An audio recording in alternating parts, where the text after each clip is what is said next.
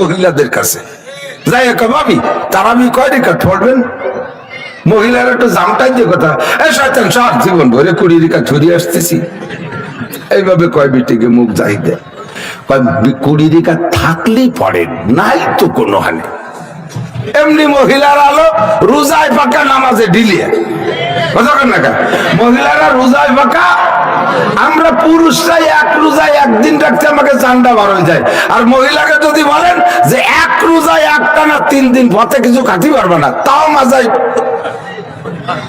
রুমাল বেঁধে রেডি হয়ে যাবে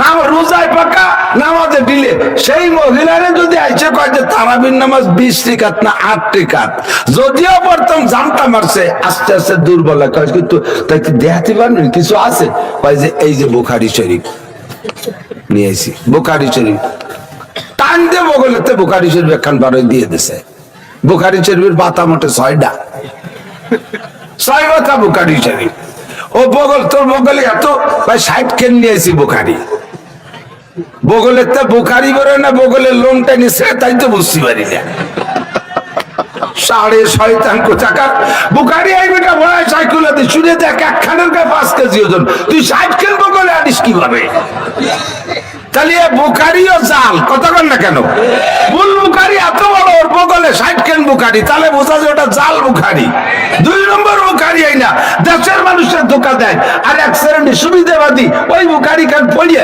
দেখে যে তার ভিতরে 8 রেখাত লিখে তুইছে ওরাই লিখে তুইছে খুশিতে যাইয়া ইমাম সাহেব যখন 8 রেখাত পর্যন্ত যায় হানাফি মাযহাবের অনুসারী সেও 8 রেখাতে সালাম ফিরানোর পরে গুলগুল করে বের হয়ে যায় এ যাইস কে কই 8 রেখাত তো আছে সুবিধাবান কিরা কইছে আমাকে বাড়ি বুখারি আছে যাই দেশে যে বুখারি ওই মহিলারা দেশে সে এক কথা বলে সুলের বেটি ধুয়ে দিছে তার উপরে বিলে শুয়ে দিয়েছে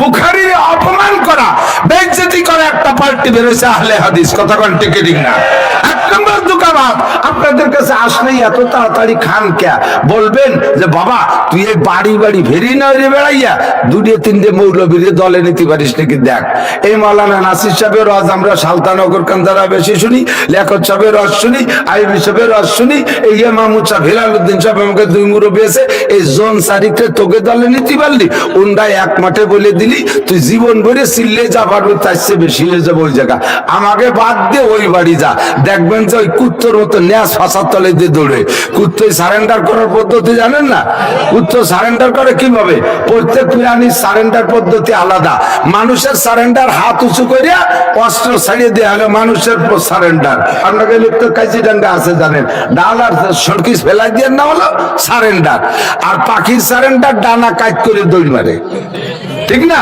আর গরুর সারেন্ডার যে না পারে সে না কাগজে নাই নাই শুয়ে ভাই পারতেছি না আর মাইরেন না আর ক্ষুদ্র সারেন্ডার লেজ নামাই দিয়ে দৌড় মারে ঠিক না ওরা যদি খান এই মাহমুদ সাহেবের কাছে যা লেখক সাহেবের কাছে যা গামাসপুর মাদ্রাসায় যা ওই কুত্তর মতো লেজ নামাই দিয়ে পালাবে আর জীবনে কোনদিন 8 রাকাত তারাবির দাওয়াত দিতে আসবে না চলে আমাদের কাছে নামাজ কয় ওয়াক্ত জোর হলো না তারাবি কয় রাকাত জোর হলো না 8 রাকাত আরো জোরে 20 রাকাত আরো জোরে 20 রাকাত যদি কিয়ামতের ময়দানে নবী আলাইহিস সালাতু ওয়াস সালাম উম্মতরে ডেকে কয় তারাবির নামাজের হিসাবটা দিয়ে যাও বসে হুজুর তো নামাজের হিসাব নেছে সুন্নতের হিসাব হুজুর নেবে ফরজের হিসাব আল্লাহ নেবে তো হুজুর আইসা বলতেছে এই ওয়াক্তীয় সুন্নত দাও এরপর কয় তারাবির হিসাব দাও হুজুর কয় রাকাত করে হুজুর যদি বলেন যে 8 রাকাত করে জমা দাও কয় রাকাত এটা বুঝে না আগে যদি বলেন 8 রাকাত করে জমা দাও তাহলে আমরা যারা 20 রাকাত পড়ছে আমাকে কি কোনো টেনশন আছে আমাকে 20 এর মধ্যে 8 আছে না ওই 8 দিয়ে বললাম যে হুজুর আমার কিন্তু আলো 12 রয়ে গেছে ওটা কাজ থাইয়া রাহি দাও আগে ও অন্য কাজে লাগবে না যদি হুজুর বলে এই 20 রাকাত করে জমা দে আমরা নির্দ্বিধায় জমা দিয়ে দেব তুই 8 রাকাত আলা যাবি কোন জায়গা তুই 12 রাকাত আর কোথায় পাবি ঠিক কি না আপনার ঢাকা যাইতে আসতে লাগবে 1000 টাকা কত 1000 একজনে কইছে 1000, একজনে কইছে 600, একজনে কইছে 2000। যে যে ভাবে যায় তার সেই রকম লাগে, ঠিক না? হুজুর সিলেটের থেকে আসছে ঢাকা, হুজুরের টিকিট ভাড়া গেছে 2600 টাকায় এক সিট, আর আরেকজন আসে 600 টাকায়। একই জায়গার আর একই সিলেটের ঢাকা, গাড়ির পার্থক্য, সিটের পার্থক্য, বিভিন্ন পার্থক্য। 3500 নেছে, তাও হুজুরের দেশে 3500। আল্লাহ, তো এখন হুজুরের কাছে যদি জিজ্ঞেস করি যে সিলেট থেকে, ঢাকা থেকে সিলেট আসতে কয় টাকা লাগে, হুজুর কি বলবে?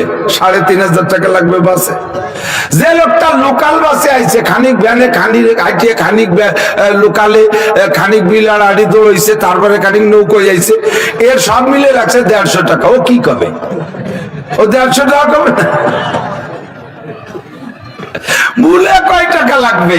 এখন আপনি ঢাকা যাওয়ার জন্য 2000 টাকা নিয়ে রওনা দিচ্ছেন, যাইতে আসছে যদি 2000ই লাগে, ফাবিহা, আপনার পকেটে 2000 আছে, কোনো টেনশন নাই। আর যদি আপনার ঢাকা যাইতে আসছে 1000 টাকা লাগে, তাহলে আপনি 1000 টাকা দিয়ে ঢাকা যাতায়াত হবে। আসার সময় পদ্মার ঘাটে কয়টা খল্লা মাছ পাইছেন আর কয়টা তিলিয়ে খাজা পাইছেন বেচতেছে, তাই কয়টা পোলাপানের জন্য কিনে আনতে পারবেন, থাকবে পকেটে 1000, ঠিক কি ঠিক না? যদি আপনার ঢাকা যাইতে আসছে 3000 টাকা লাগে, নেছেন 2000, তাহলে আর 1000 টাকা গাবতলি ওই জায়গা থাল পাইতে বসে খয়রাত করা লাগবে। আরে দুনিয়ার গাবতলি বসে খয়রাত করলে কেউ 2 আনা দেয়, হাসরের মাঠে গাবতলি বসে খয়রাত করলে 4 আনাও দেবে না।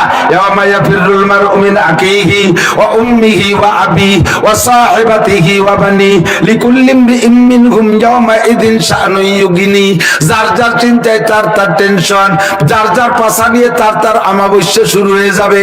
ওরে কেউ রে কেউ টাকা দেবে না, কেউ রে কেউ ভিক্ষে দেবে না, বাপে ছেলেরে দেবে না, স্বামী স্ত্রীকে দেবে না, ভাইতে বাইরে দেবে না, ও জায়গা কোনো ভিক্ষে খয়রাত চলবে না। কাজেই পরিমাণ মতো গুছাই নিয়ে যাও, হাসরের মাঠের জন্য রেডি হয়ে যাও। যদি তারা নামাজ নবী 20 রাকাত নেয়, আমরা 20 রাকাত দেব সমান সমান। 20 রাকাতের বেশি নবী চাইবেন না। যদি নবী 8 রাকাত চায়, তাহলে আমি 8 রাকাত দেওয়ার পরে আমার 12 রাকাত থাইকে যাবে। কথা বলেন ঠিক কি ঠিক না? জীবন ভরে পড়ছিস তুই 8 রাকাত, নবী যদি 20 রাকাত চাই, তুমি তুই দিবি কোন জায়গা থেকে? আল্লাহু আকবার। ওই দিন কেউ কেউ কাছে খয়রাত পাইবা না, কাজে 20 রাকাত হবে তারাবি, ঠিক কি ঠিক না? আল্লাহু আকবার। কথা ছড়ায় যাইতেছে, উদাহরণ দিতে যাইয়া আমার দিকে আসেন 3টে ফিল্টার। 1 নম্বরে 5 ওয়াক্ত নামাজ। আমার হাতের দিকে তাকান। আপনাদের এলাকায় ওয়াজ আমার বাকি নাই, হাতও দেখাইছি বহুবার।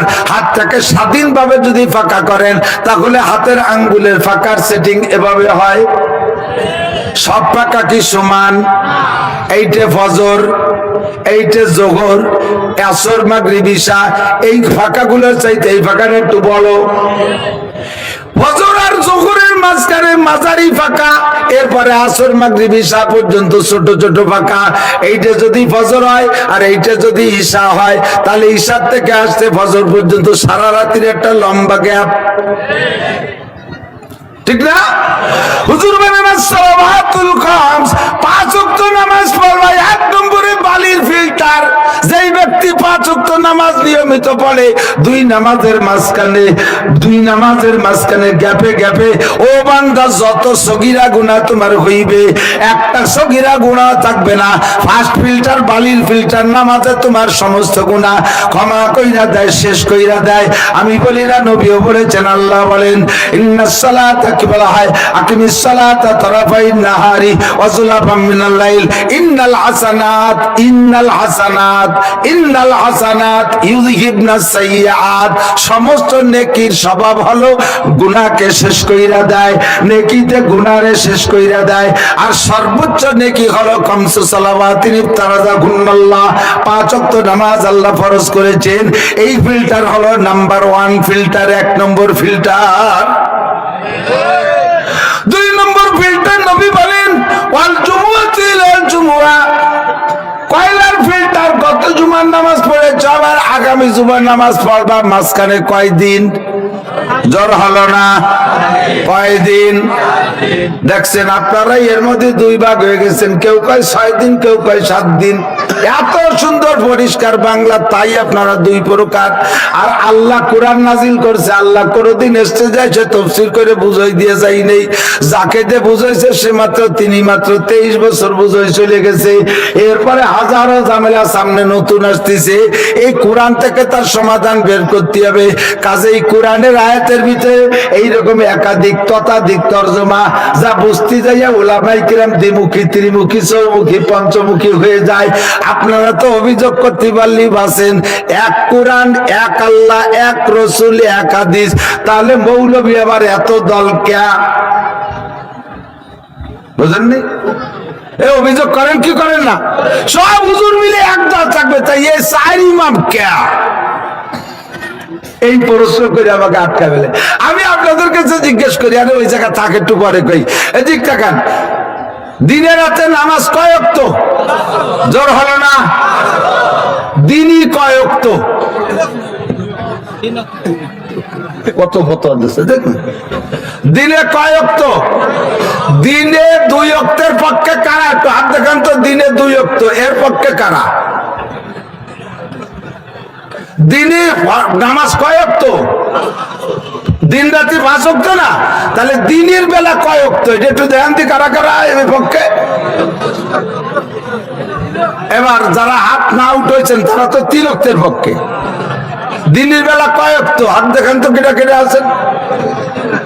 আর অনেকে আছে যে কোন দিক যাচ্ছে না, বডি নেতার রক্ত দেয় লাভ কি, চুপ করে রয়েছে। দলিন আর জল্লিনের কেসার মধ্যে আমি নামাজই পড়ি না। দিনে কয় ওয়াক্ত? 2 ওয়াক্ত। দিনে 3 ওয়াক্ত। 2 প্রকারের ফতোয়া। জীবন ভরে নামাজ পড়লেন, দিনও চেনেন, রাতও চেনেন, তাই আপনারা এর মধ্যে 2 ভাগ হয়ে গেছেন। এবার রোজা দিনই না রাত্রে? কথা কন, রোজা দিনে না রাত্রে? দিনে না। আর দিন কখন থেকে কখন? বেলা উঠা থেকে ডুবা। বেলা উঠা থেকে এইটুকুর নাম দিন না? তাহলে দিনের বেলা রোজা, আর দিন হলো বেলা উঠা থেকে ডুবা। কাজেই বেলা উঠার 2 মিনিট আগে খাইলেও রাত্রে খাওয়া। এবার না কয় দিন হলো বেলা উঠা থেকে ডুবা, তাহলে বেলা উঠার আগে রাত।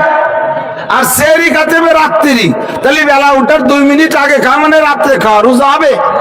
কে হবে না? তো রাত্রে খাইছি তো। তাহলে এবার শবে সাদেক, এবার দিনের মধ্যে কি আসবে? শবে সাদেকের পরের থেকে রোজা, তাই তো?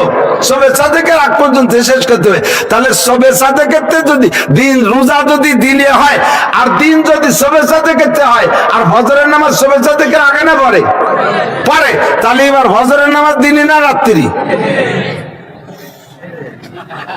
জীবন ভরে পড়িয়া এইভাবে ক্লাস করে সামনে বুঝাই দেওয়া লাগলো।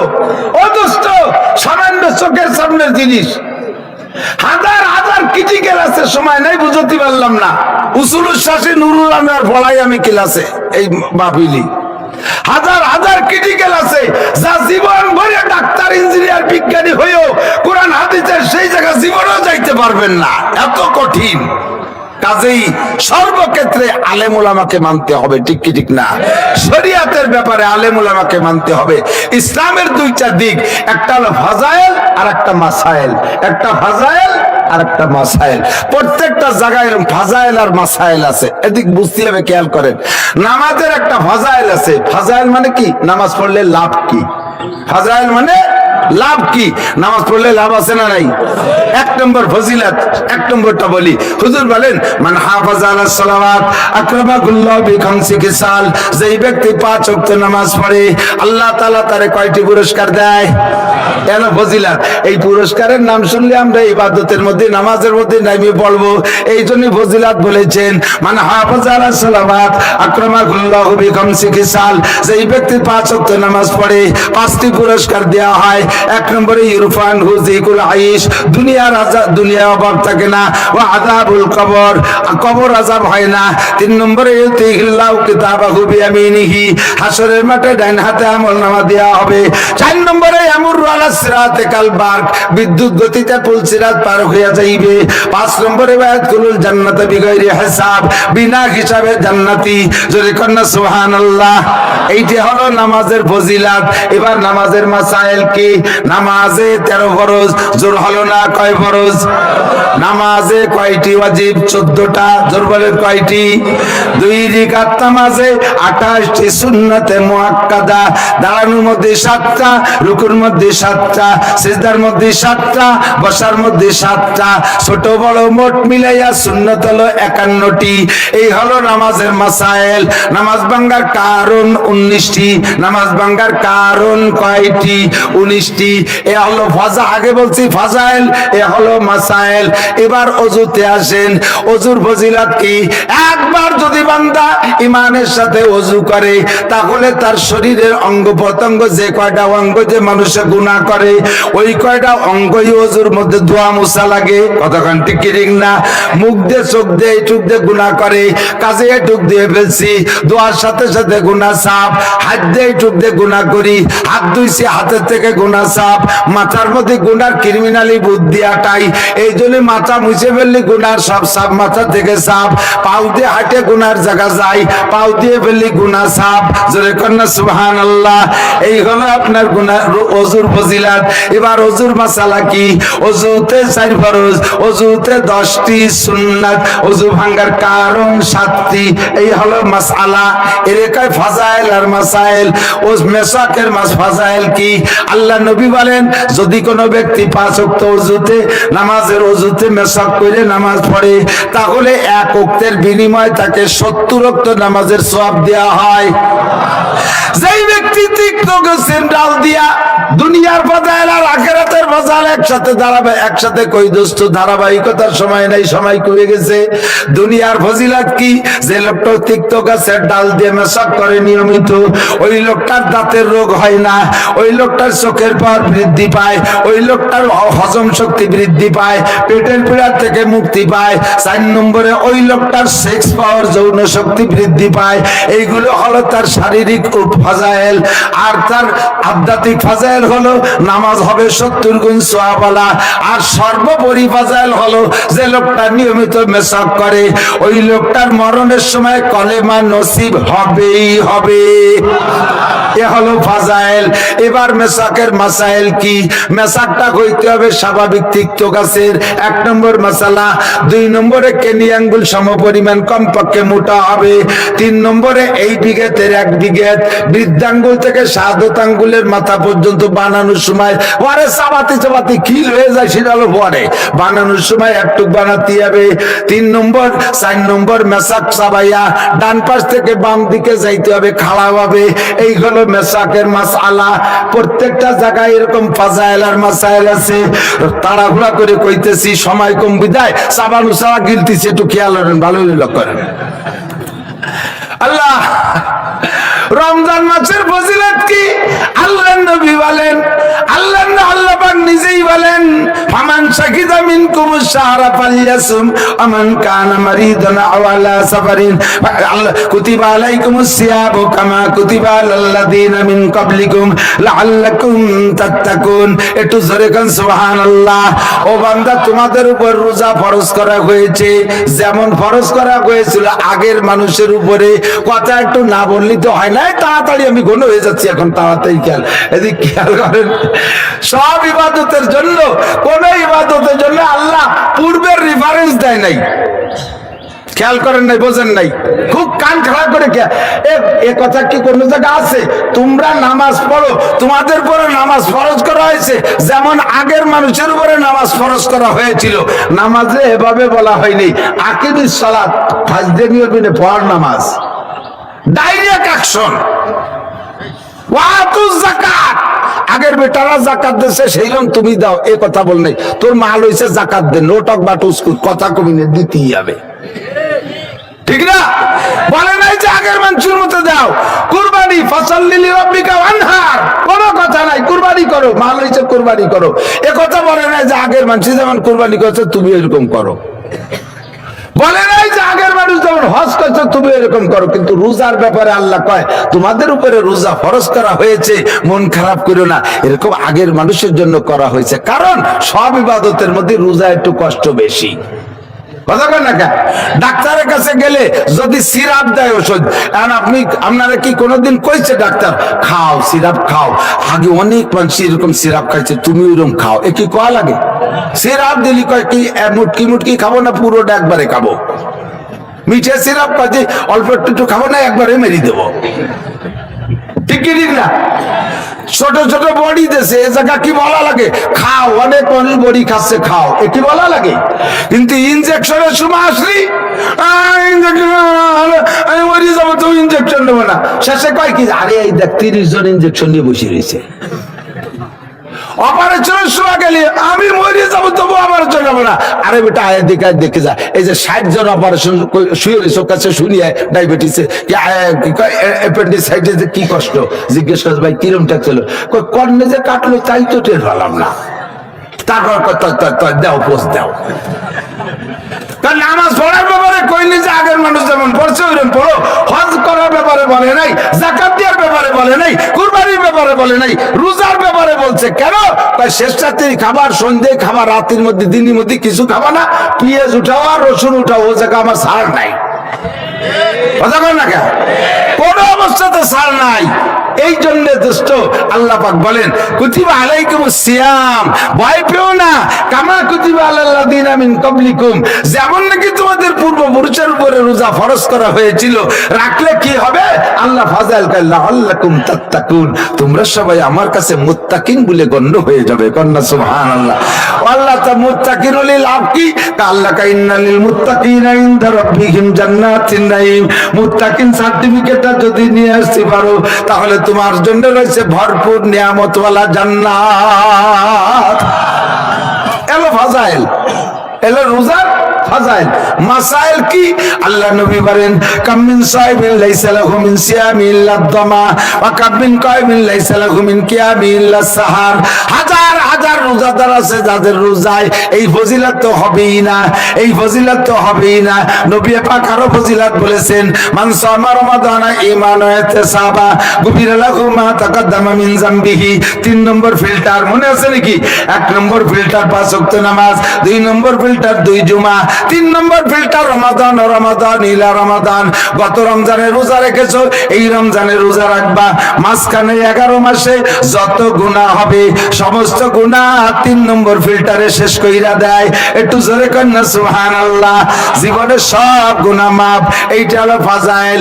এবার মাসাইল কি? নবী পাক বলেন হাজার হাজার রোজাদার আছে যাদের রোজায় ক্ষুধার কষ্ট, পিপাসার কষ্ট, ভূতের উপর ছাড়া কোনো লাভ নাই। আল্লাহর কাছে কিয়ামতে আল্লাহর হাত থেকে মেহমানদারি পাবে না, রোজার বিনিময়ে আরশে আজিমের নিচে ছায়া পাবে না, রোজার বিনিময়ে জান্নাত পাইবে না, রোজার কোনো বিনিময়ে সে হাসরে পাইবে না। ও আল্লাহ, ও নবী, এই রোজাদার কারা? যারা রোজা রাখার পর প্রতিদান পাইবে না। নবী পাক বলেন ইয়াসুমুনা ওয়ালা ইউসাল্লুন, ওরা রোজা রাখে কিন্তু নামাজ পড়ে না। হ্যালো, কথা কয় না? এরকম কিছু আল্লাহওয়ালা বুজুর্গ আছে না? রোজা থাকে, আমি 7 বছর বয়স থেকে রোজা থাকি, জীবনে একটা রোজা ছাড়ি নেই। বাপের সাথে বিলির মধ্যে ধান কাটছি, পাট কাটছি, পেঁয়াজ উঠেছি, তবুও রোজা ছাড়ি নাই। অথচ চেহারায় কপালে নামাজের ছাপ নাই, বোঝা যায় যে উনি মন্দির ইত্তেবার হইয়াছি।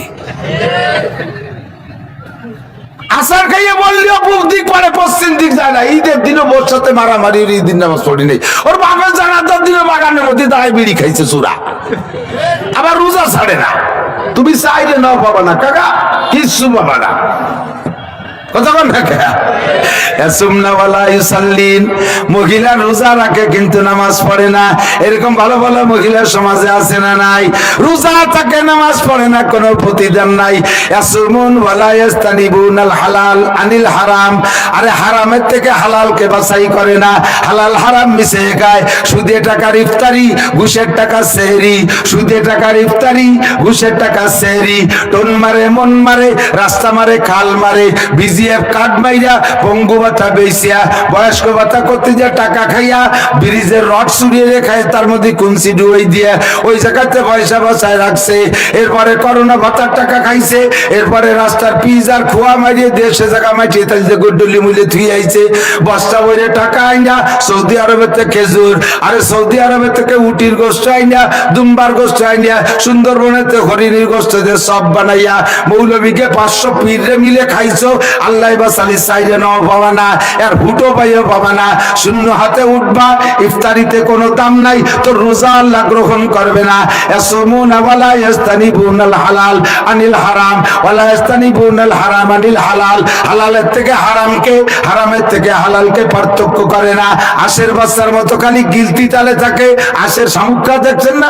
আচ্ছা কি শামুক আস্তে আস্তে সবাই সবাই খায়, দই যাই গিলে ফেলায়।